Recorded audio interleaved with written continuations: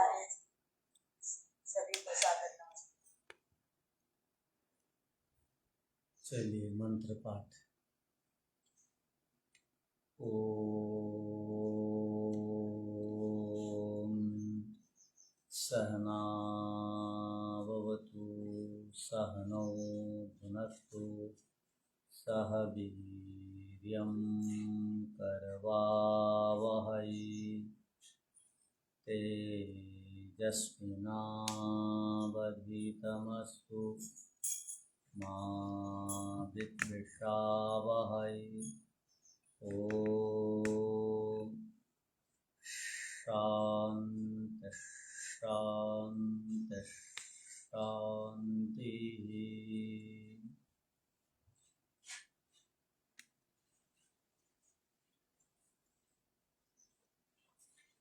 सांख्य दर्शन में पंचम अध्याय के 52वें सूत्र से हम पढ़ेंगे। सूत्र का अभिप्राय को हम लोगों ने समझा था पीछे, और यह सांख्य दर्शन का प्रमुख और मूल विषय है।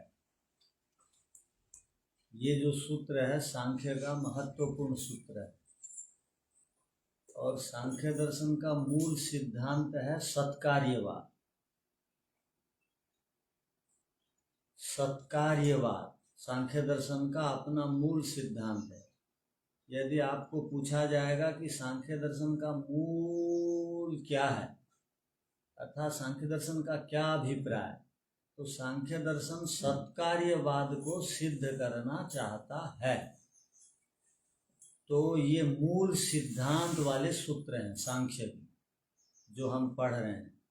तो सत्कार्यवाद का अर्थ क्या है? कारण से ही कार्य की अभिव्यक्ति होती है, अर्थात जो भी कार्य अभी दिखाई दे रहे हैं वे सब के सब भाव से उत्पन्न हुए हैं, कारण से उत्पन्न हुए हैं। और यदि कार्य पदार्थ अब नहीं दिखाई दे रहे हैं, इसका अर्थ है कारण में अनभिव्यक्त हैं। कोई भी पदार्थ अभी दिखाई देता है, इसका अर्थ ये नहीं है कि ये पहली बार ये पदार्थ आया। ये पहले से ही अनभिव्यक्त था, अब केवल अभिव्यक्त हुआ। पहले कारण में विद्यमान था, अब कारण से निकलकर कार्य रूप में आया।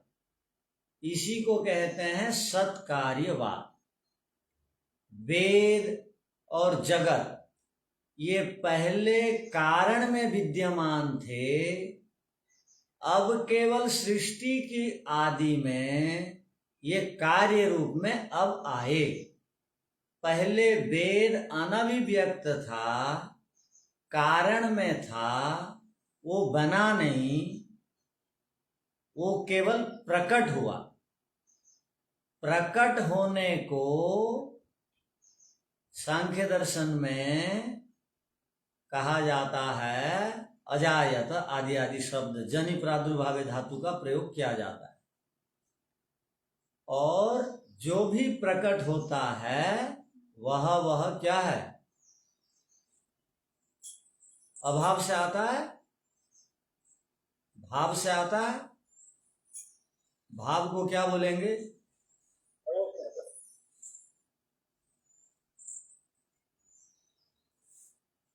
कारण बोलेंगे, सत बोलेंगे, सत। हाँ, कारण बोलेंगे, सत बोलेंगे। तो जल्दी बोलते क्यों नहीं, डरते क्यों हैं? तो पहले जो भी कार्य पदार्थ है, जो भी अब सत्तात्मक पदार्थ दिखाई देता है, कार्य पदार्थ को भी सत्तात्मक कहते हैं, कारण को भी सत्तात्मक कहते हैं। जिनका अस्तित्व है वो सत्तात्मक है, और जितने भी कार्य रूपी सत्तात्मक पदार्थ हैं वो कारण से प्रकट हुए हैं। तो सांख्य का मूल सिद्धांत को आपने पकड़ा।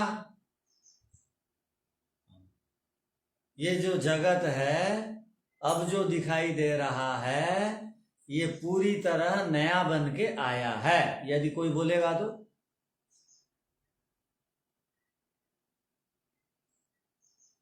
ये मूल प्रकृति में तो प्रादुर्भाव हुआ है। प्रकृति में ही था पहले, बस दिखाई नहीं दे रहा था, फिर वो प्रकट हुआ।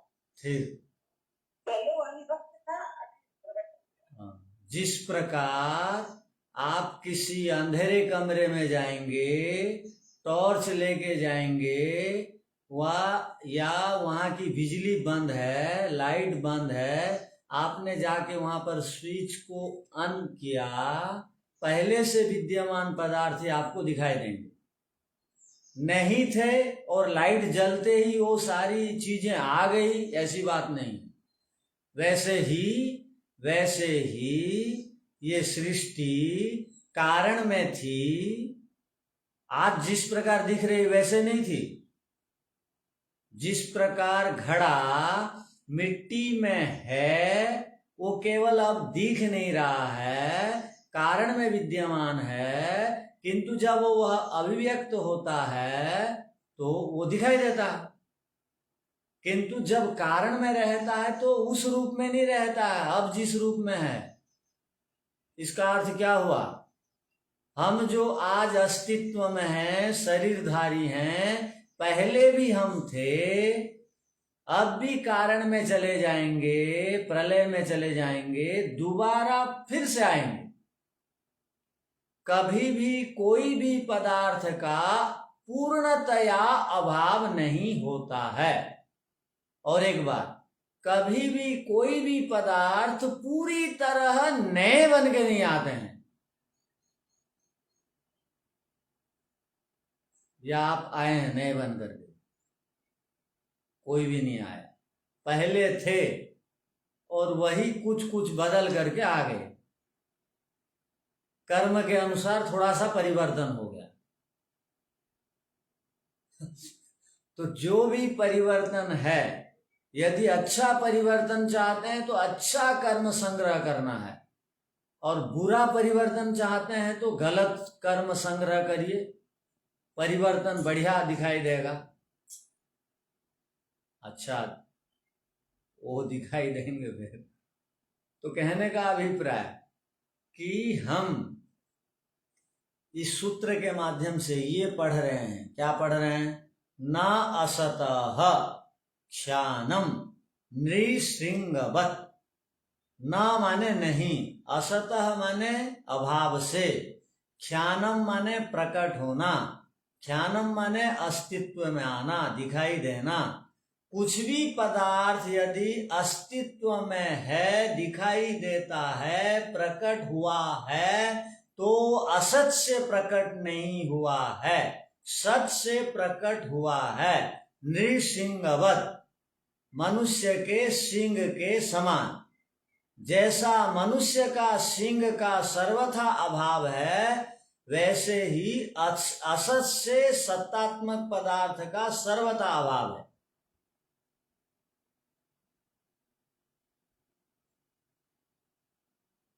पीछे का कुछ पूछना है?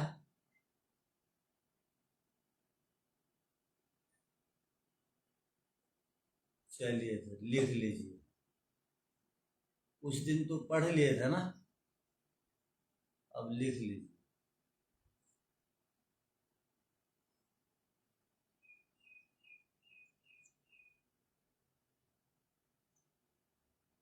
भूमिका ठीक है।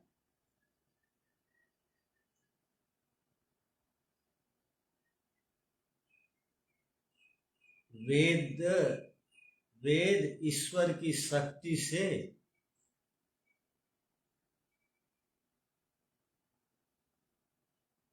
प्रकट हुए।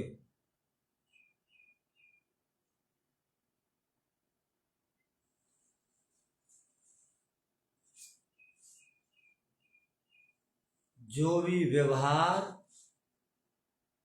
दिखाई देता है,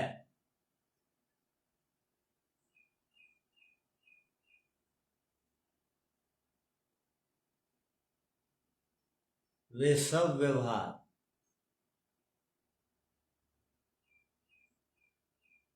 वह सब व्यवहार या वे सब व्यवहार अभिव्यक्त हुए पदार्थों में दिखाई देता है।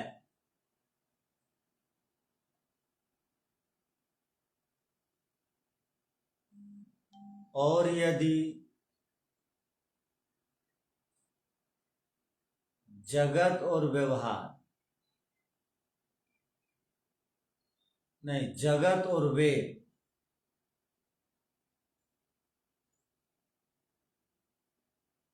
जब प्रलय काल में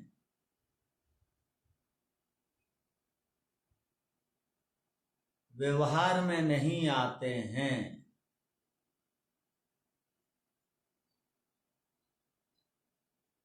तो समझना चाहिए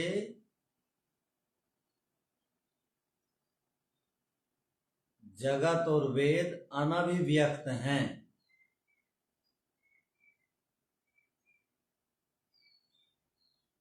कारण में विद्यमान हैं।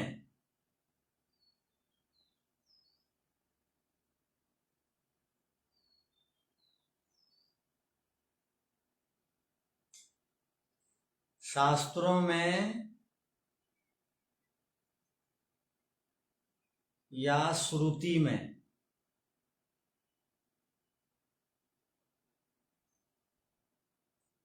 वेदों को और जगत को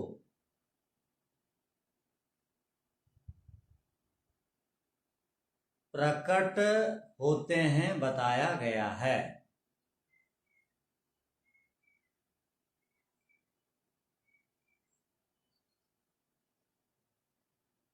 जन धातु का अर्थ है प्रकट होना। जन जन जन धातु का अर्थ है प्रकट होना।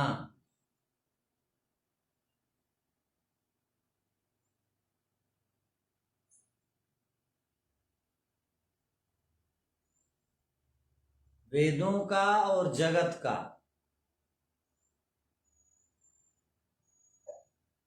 वेदों का और जगत का प्रकट होना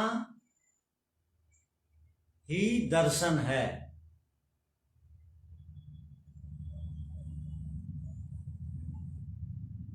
अर्थात सांख्य का सिद्धांत है।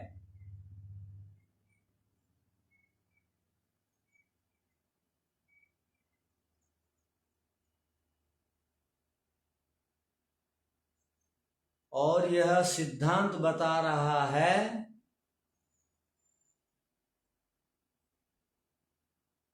कि वेद और जगत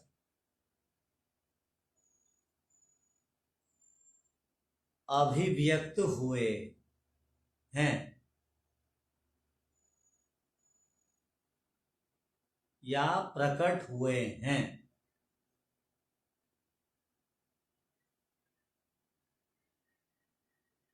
इस पर प्रश्नकर्ता कहता है कि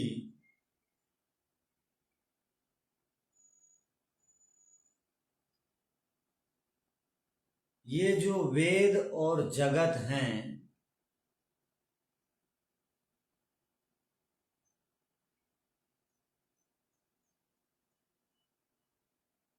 ये जो प्रकट होते हैं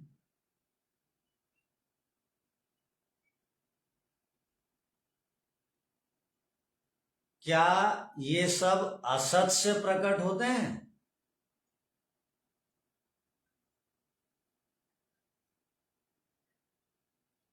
या और किसी प्रकार से प्रकट होते हैं?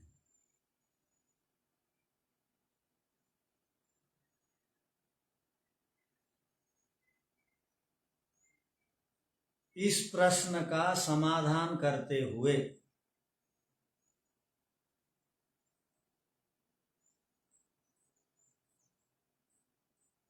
सिद्धांती ने कहा कि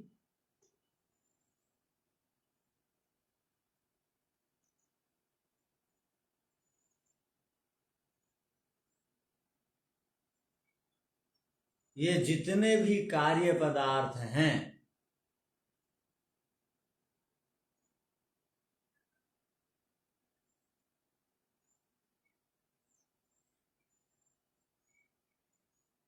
जो कुछ भी ब्रह्मांड में दृश्य पदार्थ दिखाई देते हैं,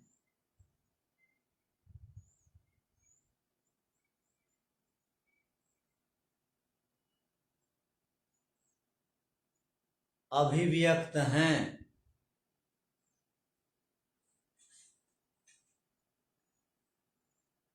वे सब उत्पत्ति से पहले या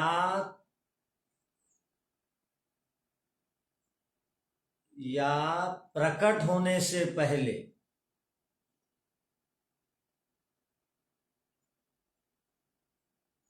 अपने अपने कारण में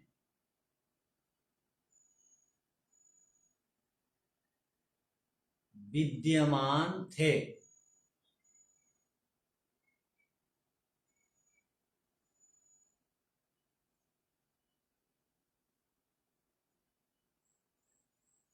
अर्थात कोई भी पदार्थ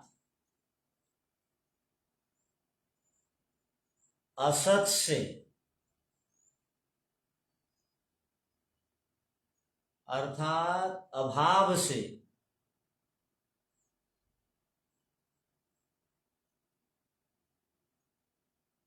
भाव रूप में या कार्य पदार्थ के रूप में नहीं आते।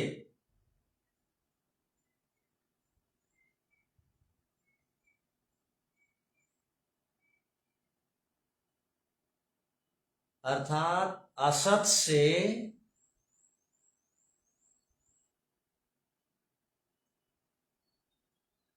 प्रकट होना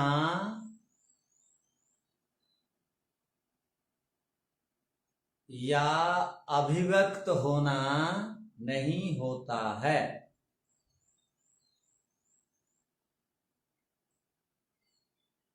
मनुष्य के सींग के समान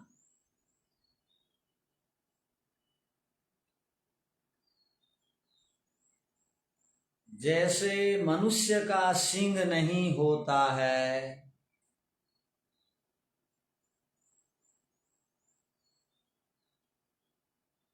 वैसे ही असत से सत पदार्थों की उत्पत्ति या अभिव्यक्ति नहीं होती है।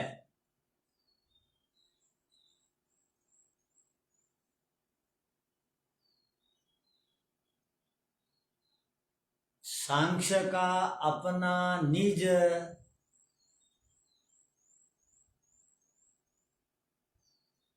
सिद्धांत है सत्कार्यवाद का।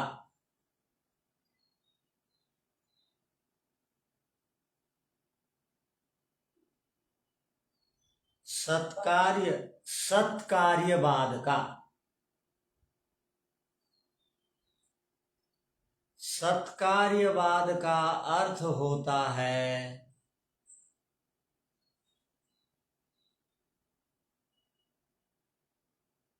कारण से कार्य की अभिव्यक्ति।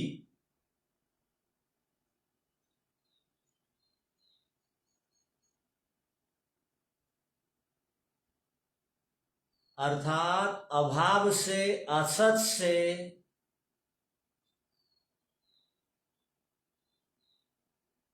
कोई भी कार्य पदार्थ की अभिव्यक्ति नहीं होती। अर्थात असत से अभाव से कोई भी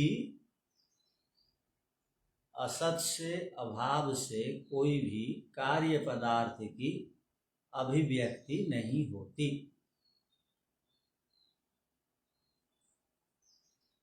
अर्थात कार्य उत्पत्ति से पहले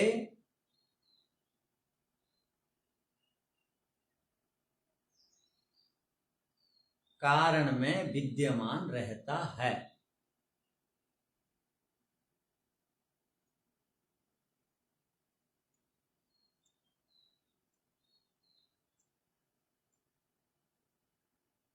जब कोई कार्य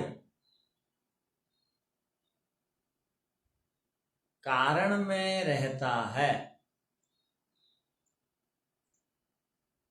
उसको कार्य की अनभिव्यक्ति कहते हैं।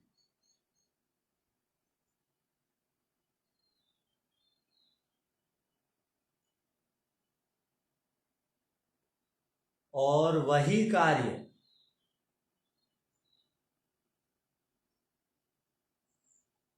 जब कारण से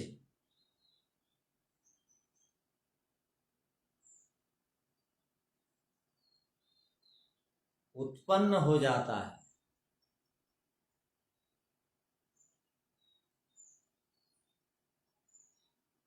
प्रकट होता है, उसी को अभिव्यक्त कहते हैं, अभिव्यक्ति कहते हैं।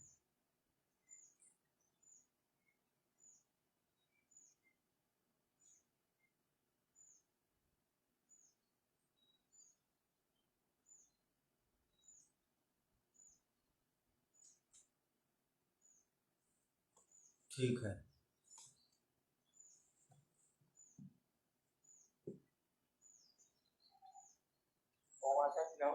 हाँ जी।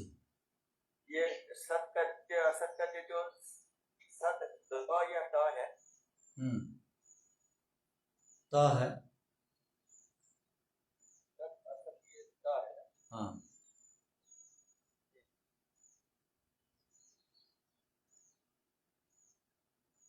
आगे देखिए, ये बहुत महत्वपूर्ण सूत्र है अगला भी।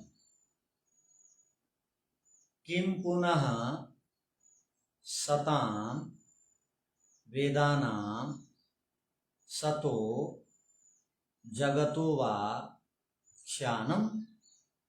यहाँ पर प्रश्न है, प्रश्न उठाते हैं।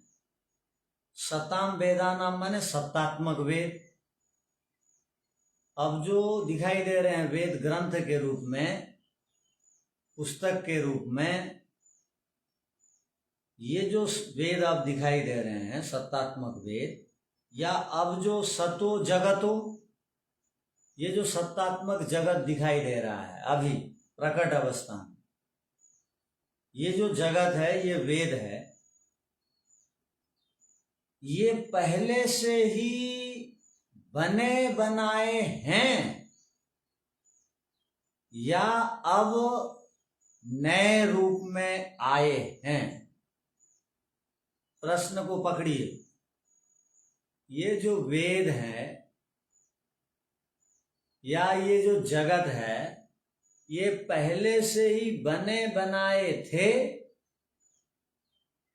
अब वो अंधेरा में वस्तुएं हैं घर के अंदर, लाइट जलाते ही वो बनी बनाई वस्तुएं हैं, वो दिखने में आती हैं। उसी तरह वेद और जगत भी बने बनाए थे, केवल लाइट जलाने की आवश्यकता थी और दिखाई दिए। ऐसी बात है क्या?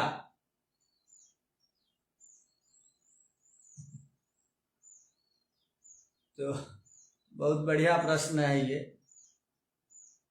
दोनों बातें, ये जगत आज जिस रूप में है उसी रूप में था और अभी प्रकट हुआ। वेद भी आज जिस रूप में है उसी रूप में था और प्रकट हुआ। ऐसी बात है? तो अत्रोच्यते यहां कहा गया, उसका समाधान दिया गया। न सतो बाध दर्शना। ध्यान रखिए, पहले से ही ये सत्तात्मक रूप में था वेद और प्रकट हो गया।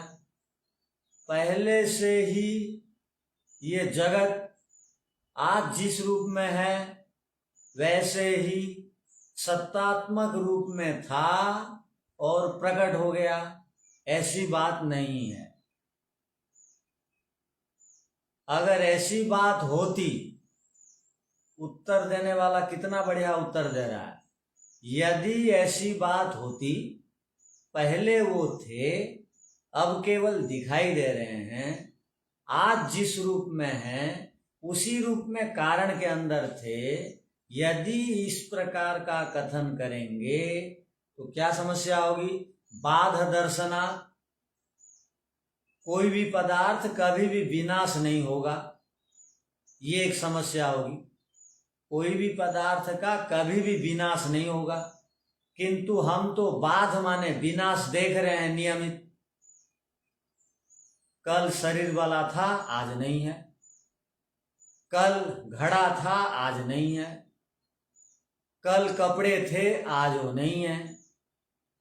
तो ये जो दिखाई दे रहे हैं, समाप्ति की जो प्रक्रिया चल रही है, वो तो समाप्ति नहीं दिखाई देनी चाहिए, किंतु दिखाई तो देती है, वो प्रत्यक्ष में है। इसीलिए अब इसका उत्तर क्या निकालेंगे? इसका उत्तर क्या होगा? ये जो वेद है, ये जो जगत है, ये दोनों के दोनों कारण में, जिस प्रकार मिट्टी में घड़ा का अभाव था किंतु घड़ा मिट्टी के रूप में मिट्टी के अंदर विद्यमान है, वैसे ही वेद ईश्वर के अंदर विद्यमान है। जगत प्रकृति के अंदर कार्य के रूप में विद्यमान है, इस रूप में नहीं है। आज जिस रूप में देख रहे हैं वो अलग रूप में था, अब अलग रूप में आ गया।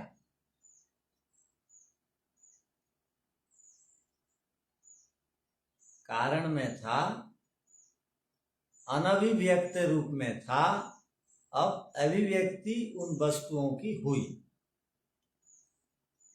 तो इससे वेद को नित्य मानेंगे या अनित्य मानेंगे? वेद के ज्ञान को ही नित्य मानेंगे। नित्य ही, वो कार्य रूप में अनित्य रहेगा, लेकिन जो कारण रूप में है, जो ज्ञान के रूप में है, उसको तो नित्य ही मानेंगे। और जगत नित्य है या अनित्य है? जगत भी अनित्य है वैसे तो, क्योंकि वो विनाश तो होता ही है, लेकिन वो पूर्ण रूप से विनाश नहीं कहा जाता, वो कारण में लीन हो जाता है, प्रकृति में ही रहता है। तो क्या बोलेंगे इसको? अनित्य बोलेंगे। दिखाई दे रहा है, जो वस्तु में दिखाई दे रही है अभी, वो सारी अनित्य ही है। ये ऐसे ही मतलब मानेंगे, प्रवाह से अनित्य है। हाँ प्रवाह है, ठीक है। तो प्रेमलता माता जी के समान उत्तर दीजिए।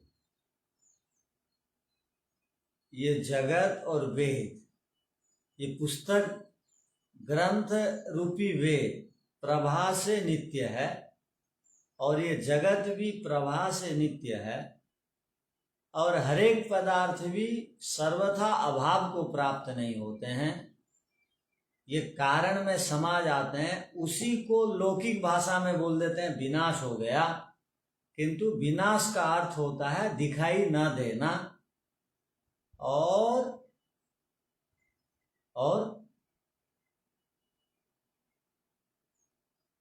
सत्तात्मक पदार्थ का अर्थ होता है दिखाई दे रहा है, पहले वो नहीं था, अर्थात कारण में था, ऐसा अर्थ लेंगे। तो देखिए, और माता जी, ये जो पहले सत्तात्मक रूप में नहीं था, कारण में था, ये कारण हर स्थिति में ऐसा जैसा रहता है। जब अभिव्यक्त हो जाता है, अलग अलग का ढंग में आता है ना, जैसे हर स्थिति में एक ही चलता है। हाँ, ईश्वर की सृष्टि में वो सूर्य चंद्र आदि के गुण वैसे ही रहेंगे हर सृष्टि में, केवल हमारे ही रूप रंग बदलेंगे, कर्म है हमारे इसलिए। और जड़ पदार्थों के जो गुण धर्म है हर एक सृष्टि में वही रहेंगे। केवल मनुष्यों के, पशु पक्षियों के गुण धर्मों में परिवर्तन दिखाई देगा। उनका संस्कार, उनका ज्ञान, उनका कर्म, उनका पुण्य, उनका पाप, ये कारण बनेंगे हर समय। तो आप लोग ऐसा मत समझ लीजिए अब सूर्य गर्मी देता है तो हम भी आज जिस स्थिति में हैं उसी स्थिति में वापस लौट जाएंगे। सूर्य गर्मी देता, हम भी वैसे ही हर सृष्टि में वैसे ही बनते हुए आएंगे। आज यदि काला है तो गोरा भी हो सकते हैं, आज यदि मूर्ख हैं तो विद्वान भी हो सकते हैं, आज यदि निर्धन हैं तो धनी भी हो सकते हैं, आज यदि मुक्ति को नहीं प्राप्त किए हैं तो आगे मुक्ति को भी प्राप्त कर सकते हैं, आज यदि विभिन्न प्रकार से असुविधाओं में हैं तो सुविधाओं में भी आ सकते हैं। हमारे में परिवर्तन होगा, बाकी ईश्वर के बनाए हुए पदार्थों में कोई परिवर्तन नहीं। अगर परिवर्तन मान लेंगे ना ईश्वर के पदार्थों में, तो ईश्वर के आज बनाए गए पदार्थों में कुछ कमी थी, अर्थात ईश्वर अल्पज्ञ था, अल्प शक्ति वाला था, उसके पदार्थों में कमी थी, इसलिए वो कमी को पूरा करके वो पूरा पूर्णता प्रदान किया, ऐसा मान लिया जाएगा। इसलिए ईश्वर का ज्ञान तीनों कालों में पूर्ण रहता है, इसलिए उनके द्वारा बनाए गए पदार्थ सभी सृष्टियों में समान गुण धर्म वाले बन करके आएंगे। तो न सतो बाध दर्शनात्। अब भाष्य देख लीजिए। सतः न सताम वेदानां सतो जगतो अपि न तथा रूपेण एव अभिव्यक्तत्वं प्रादुर्भावः क्षानं वा। ये जो सत्तात्मक वेद है आज जिस रूप में है, सत्तात्मक जगत आज जिस रूप में है, न तथा रूपेण एव अभिव्यक्तम प्रादुर्भावः क्षानं वा, उसी रूप में वो प्रकट हो गया, नहीं था वो कारण में भी उसी रूप में था और आया, ऐसी बात नहीं। क्षानम माने प्रकट होना, अर्थात हमारी दृष्टि में आना, अर्थात प्रादुर्भाव होना।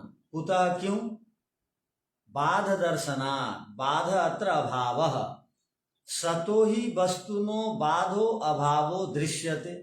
जितने भी सत्तात्मक पदार्थ अभी आंखों में दिखाई देते हैं उनका अभाव भी देखते हैं हम आगे चल करके। अब भी शरीर सत्तात्मक पदार्थ है, इसका अभाव देखने में आता है।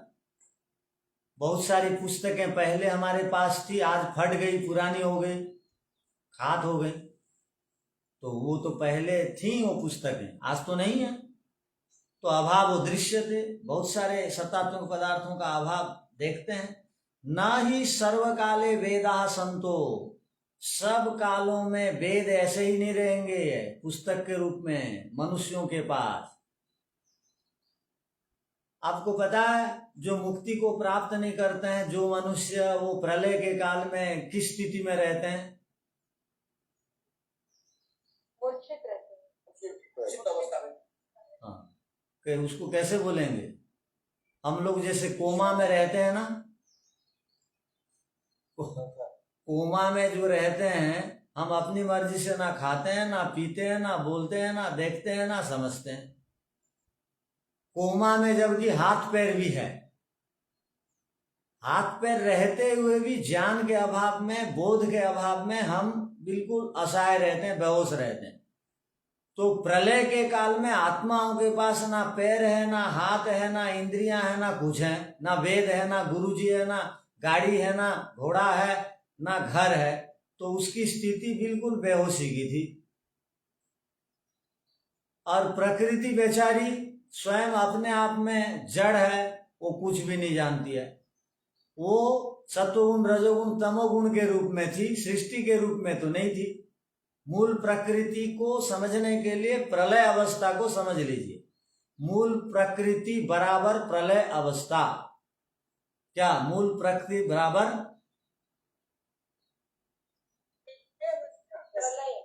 हाँ, प्रलय को ही मूल प्रकृति कहते हैं। प्रलय में सत्वगुण, रजोगुण, तमोगुण परमाणुओं के रूप में बिखरे हुए पड़े रहते हैं। ऐसे ही बिखरे हुए पड़े रहते हैं असंख्य परमाणु, सत्वगुण के, रजोगुण के, तमोगुण के। अब जब सृष्टि बनाते हैं तो सत्वगुण, रजोगुण के, तमोगुण के परमाणुओं को ईश्वर इकट्ठा करते हैं। जहां जहां से इकट्ठा करते हैं जगह खाली होती जाती है, तो वो आकाश के रूप में हमको बदले में प्राप्त होता है। ठीक है, ये आकाश कैसे बना? जहां सत्वगुण, रजोगुण, तमोगुण के परमाणु बिखरे हुए पड़े थे वो सब इकट्ठा हो गया, तो जो जो खाली स्थान बना वो आपके लिए आकाश के रूप में आया।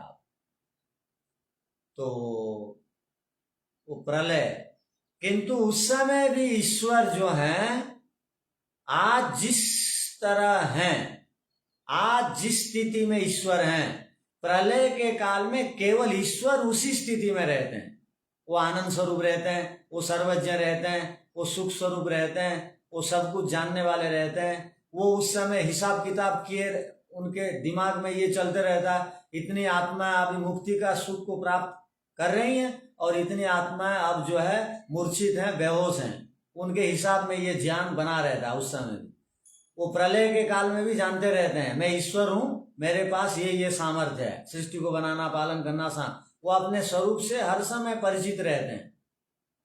किंतु हम लोग अपने स्वरूप को अब भी भूले हुए हैं ना, अब भी है ज्ञान अपना स्वरूप का अभी। ज्ञान तो है मतलब ऐसे पता है कि शाब्दिक रूप से पता है। तो शाब्दिक ज्ञान को तो कहा जाता है नाम का ज्ञानी। वो नाम का ज्ञानी कौन कौन है?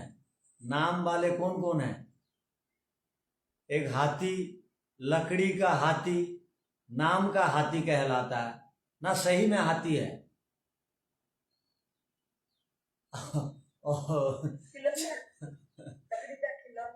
हाँ, और चमड़ी का हिरण, चमड़ी ऊपर है और अंदर भूसा भर दिए हैं, तो उसको क्या बोलेंगे? हिरण।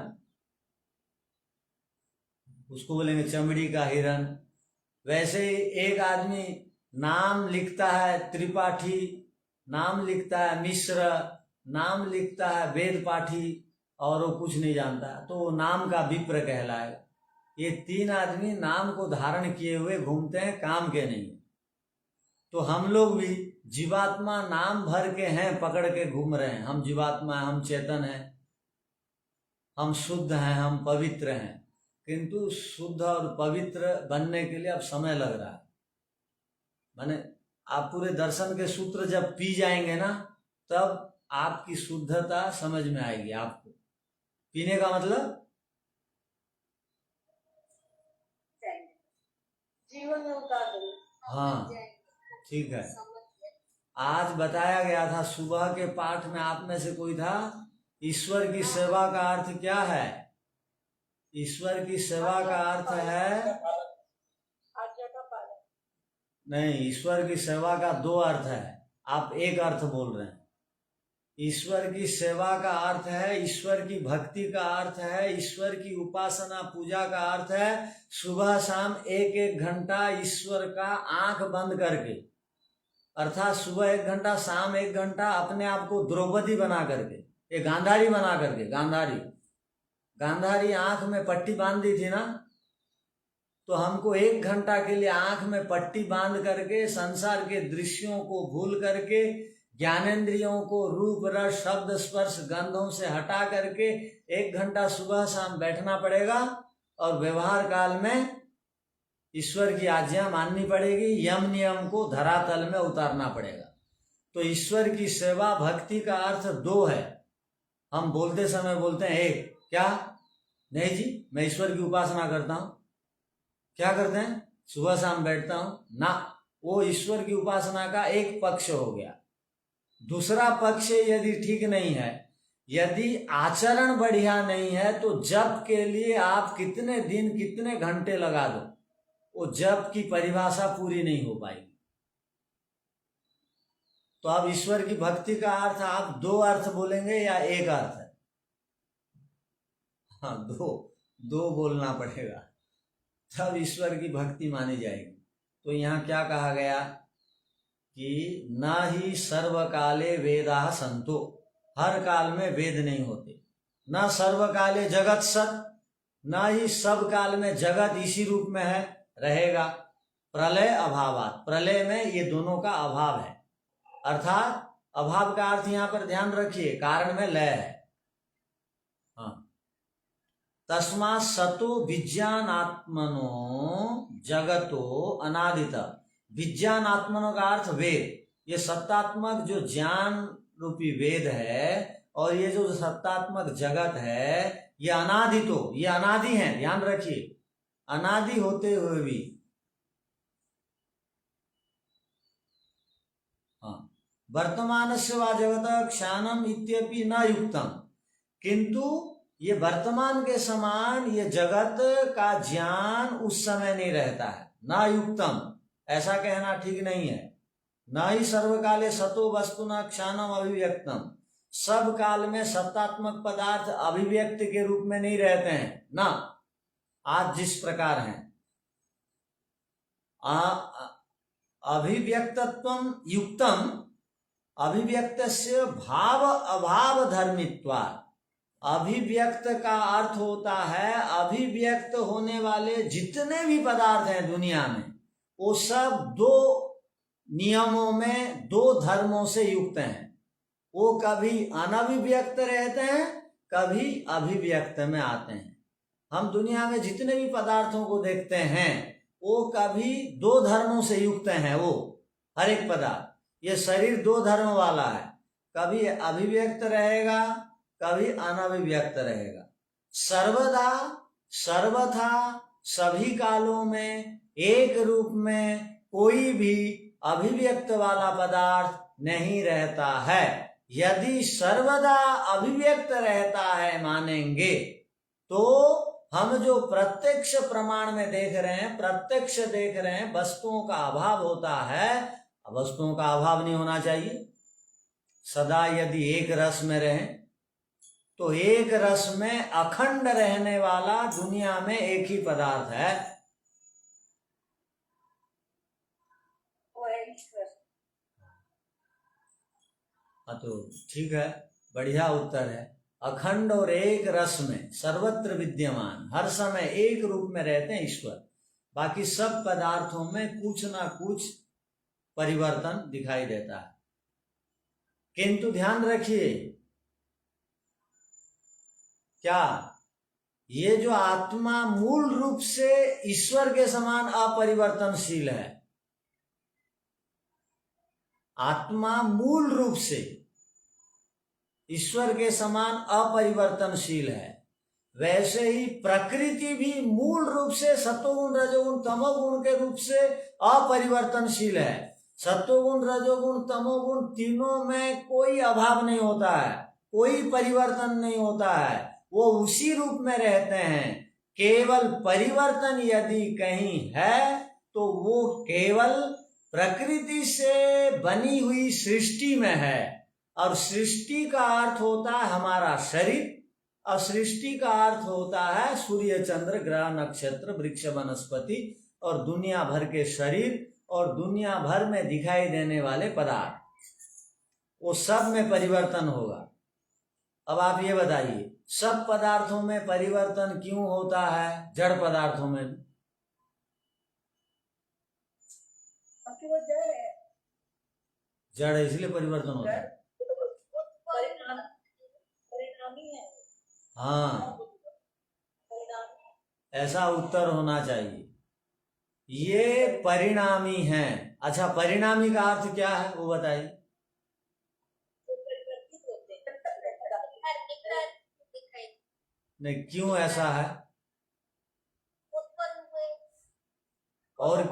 और क्यों है? और क्यों है? क्योंकि ईश्वर ने जगत को बनाया हमारे जीवों के लिए और ठीक उत्तर दीजिए। हमें न भोग होगा, भोग सकते हैं, ना मुक्ति पा सकते हैं। ऐसा उत्तर नहीं है। इसलिए परिवर्तन स्वभाव वाले हैं कि सतोगुण रजोगुण तमोगुण का स्वभाव ही है बदलते रहना। सत्वगुण रजोगुण तमोगुण तीनों एक रूप में कभी भी नहीं रहते हैं। ऋषियों के पास भी 24 घंटा सत्वगुण प्रवृत्ति में रहने की क्षमता नहीं है, क्योंकि वो तीनों गुण में बढ़ना घटना चालू रहता है। ऋषियों को भी सशरीर हैं तो सोना पड़ता है, तो तमोगुण को कभी अपनाना पड़ता है। कभी व्यायाम करना पड़ता है तो रजोगुण को अपनाना पड़ता है, और ध्यान आदि के काल में समाधि में सत्वगुण को अपनाना पड़ता है। क्योंकि कोई भी व्यक्ति दुनिया का, कोई भी पदार्थ दुनिया का, वो सब के सब पदार्थ, सब के शरीर, सब सूर्य चंद्र आदि जितने तीनों गुण से बने, इसलिए हर समय उसमें टूट फूट चालू रहता है, उतार चढ़ाव चालू रहता है। क्यों? सत्वगुण रजोगुण तमोगुण का स्वभाव ही है बदलते रहे, इसलिए इसमें परिवर्तन। ठीक है। आचार्य जी, आपने जब वो सेपरेट रहते हैं तब तो उसमें परिवर्तन नहीं होता है, जब वो मिलते हैं तब जाके कुछ परिवर्तन होते हैं। सत्व रज और तम जो तीन परमाणु तीन जो गुण है, वो जब अपनी अलग अलग अवस्था में रहते हैं तब उसमें कोई परिवर्तन नहीं होता है। प्रलय में नहीं रहता है परिवर्तन। ठीक है, अभी तो है। आचार्य जी, आपके कहने का अर्थ हुआ प्रलय में तो उनमें कोई भी उनके गुणों में परिवर्तन नहीं होता है, क्योंकि उससे सृष्टि बनी नहीं है। उनसे सृष्टि बनने से परिवर्तन चालू, वो प्रलय में रहने से वैसे को वैसे नहीं। लेकिन फिर भी मान लीजिए सत्व रज और तम उनके अपने अपने गुण हैं, तो मान लीजिए मुझमें सत्व गुण रजोगुण तमोगुण तीनों हैं, लेकिन उनके अपने गुणों में परिवर्तन नहीं, वो कम ज्यादा होते रहते हैं। आपके कहने का मतलब कभी मुझे सत्व गुण उभर के आ गया, कभी तमोगुण उभर के आ गया, कभी रजोगुण उभर के आ गया। वो हमारे ज्ञान के आधार पर है। हाँ, और हम प्रकृति से बंधे हुए हैं ना, जो भी शरीरधारी है प्रकृति से बंधा हुआ है, तो प्रकृति अर्थात तीन गुण, वो तीन गुण को अपनाए बिना कोई योगी भी नहीं बन सकता है। इसलिए हर योगी रात को तमोगुण को अपनाते हैं, चुपचाप सो जाते हैं, और दिन में सत्वगुणी रहते हैं बोल के रात को तमोगुण भी उनको सत्वगुण जैसा लगता है। वो स्वप्न में भी समाधि देखते हैं, स्वप्न में भी किसी को पढ़ा रहे होते हैं। ठीक है, हम लोग कभी स्वप्न में समाधि में लगाए हैं क्या? स्वप्न में समाधि देखते हैं क्या हम लोग? नहीं ना। हाँ, तो अभी समाधि का अभ्यास करिए, रात को सोते समय समाधि दिखाई देगी। पढ़ाएंगे तो सत्य निद्रा गाढ़ निद्रा होगी। हाँ, तो गाढ़ निद्रा होगी तो उठने के बाद आप अनुभव करेंगे बहुत शांति से सोया। पढ़ाएंगे कैसे तो निद्रा कैसे होगी? ठीक है। ठीक है। ओम शांति शांति शांति। सबको सादर नमस्ते जी।